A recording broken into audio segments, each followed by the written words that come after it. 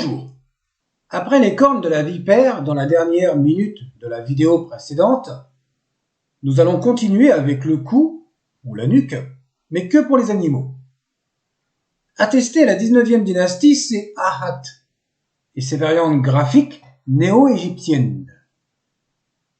Maintenant, on va parler du plumage en commençant par l'aile Djenné dès l'Ancien Empire.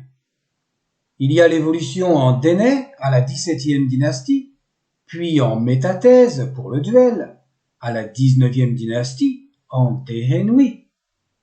Et enfin à la période gréco-romaine, nous avons Téné.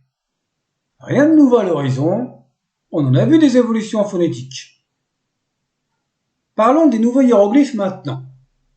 Le premier, c'est le G21A, dans l'avant-dernière variante à l'Ancien Empire. C'est une graphie du G21, la pintade avec le bilitaire Né. L'autre graphie de la pintade est le G21C, dans la dernière graphie à l'Ancien Empire. Et le déterminatif de cette dernière graphie à l'Ancien Empire est le H5B. C'est une variante graphique de l'aile H5. Et le quatrième nouveau hiéroglyphe est le H5A. Une aile bien détaillée avec les plumes. Elle est dans la deuxième graphie gréco-romaine. Continuons avec nos ailes.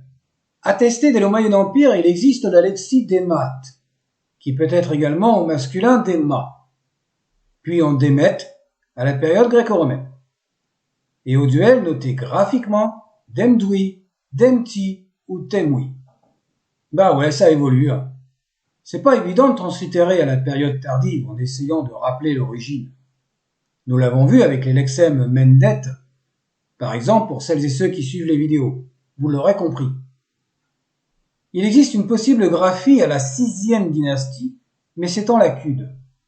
Donc on ne peut pas véritablement l'attester. Elle est dans les textes des pyramides, mais ceci est pour une autre playlist, qui est d'ailleurs en cours. Bah oui, c'est vrai au fait. Bon allez, on continue ? À la période gréco-romaine, il existe Géner et la variante en Génesh, et au duel, Kenshui. Et pour une attestation au duel, nous avons Hti à la 19e dynastie, uniquement au duel. L'évolution à la période gréco-romaine a donné le terme au singulier, en Aret, et le duel n'est pas une surprise comparé au terme précédent. À la période ptolémaïque, le terme apiou signifie les ailes.